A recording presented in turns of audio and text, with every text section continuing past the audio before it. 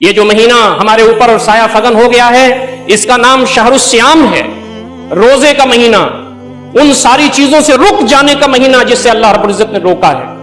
یہ جو مہینہ آیا ہے یہ شہر الصبر ہے، جمنے کا مہینہ ہے، اپنے نفس پر کنٹرول حاصل کرنے کا مہینہ ہے، ضبط نفس کا مہینہ ہے۔ ہمارا ایک دشمن باہر ہے جس کو شیطان کہتے ہیں، ابلیس کہتے ہیں، ہمارا ایک دشمن اندر ہے جس کو نفس کہتے ہیں۔ نبی اکرم صلی اللہ علیہ وسلم نے ایک جہاد سے واپسی کے بعد کہا تھا، ہم جہاد اصغر سے جہاد اکبر کی طرف جا رہے ہیں۔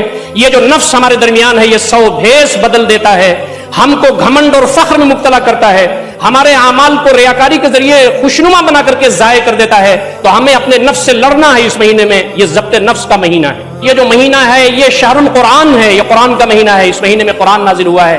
یہ مہینہ شہر مواسات ہے، غربا، مساکین، یتیم، لاچار، مجبور، مستحقین کی مدد کرنے کا مہینہ ہے، جو بھوکے ہیں انہیں کھانا کھلانے کا مہینہ ہے، جو بے لباس ہیں ان کو کپڑے پہنانے کا مہینہ ہے، جن کے گھروں میں اناج نہیں ہے وہاں اناج پہنچانے کا مہینہ ہے۔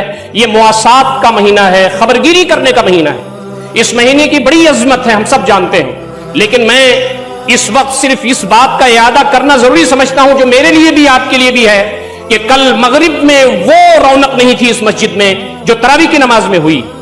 نماز سے، تراویح سے ایک دن پہلے اس مسجد میں وہ رونق نہیں تھی جو اب رونق آ گئی ہے۔ یہ لوگ کہاں کے لوگ ہیں؟ یہ ہمارے بھائی ہیں، یہ ہمارے دوست ہیں، یہ ہمارے بزرگ ہیں، اسی علاقے کے رہنے والے ہیں۔ اور امت مسلمہ کا حال پورے ہندوستان میں نہیں، تقریباً پورے عالم اسلام میں یہی ہے کہ پوری زندگی اللہ تعالیٰ کے دین سے، اس کی اطاعت سے، اس کی رحمت سے غفلت ہوتی ہے۔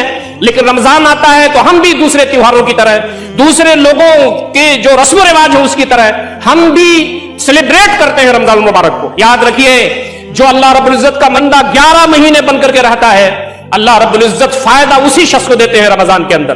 یہ تو اللہ رب العزت کا مہینہ ہے، یہ اللہ کے بندے ہیں، جس کو چاہے معاف کرے، جس کو چاہے پکڑے، لیکن یاد رکھیے کہ بندگی اور عبادت پوری زندگی اللہ رب العزت کی کرنی ہے۔ اور فرمانا وَاعْبُدْ رَبَّكَ حَتَّىٰ يَأْتِيَكَ الْيَقِينُ، اپنے رب کی بندگی کرو یہاں تک کہ تمہیں موت آ جائے۔ وہی رب شعبان میں بھی تھا، وہی رب رجب میں بھی تھا، وہی رب ربیع الاول میں بھی تھا، وہی رب رمضان میں بھی ہے۔ وہ اپنے بندوں کو دیکھتا ہے جو نماز سے غافل تھے، جو روزے سے غافل تھے، جو تلاوت کلام پاک سے غافل تھے، جو انفاق سے غافل تھے، ان کو کیا بات چڑھ گئی ہے کہ اس رمضان میں آ گئے۔ اور وہی رب جانتا ہے دلوں کے بھیدوں کو، کہ جب آخری تراویح ختم ہو جاتی ہے، عید پڑھ لیتے ہیں، ہماری زندگیاں ویسی ہو جاتی ہیں۔ یہ رمضان المبارک احتساب ذات کا مہینہ ہے۔ یاد کیجئے، رات کی تنہائی میں اگر ہمارا انتقال ہو جائے، لوگ اپنے کندھوں پر ہمیں اٹھا کے کھڈے میں، اس قبر میں ڈال کر کے واپس آ جائیں گے۔ بیوی بچے صرف 6 مہینے روئیں گے، بھول جائیں گے۔ ہم ہوں گے، ہمارا رب ہوگا، ہمارے اعمال ہوں گے، ہماری ساری اطاعتیں ہوں گی۔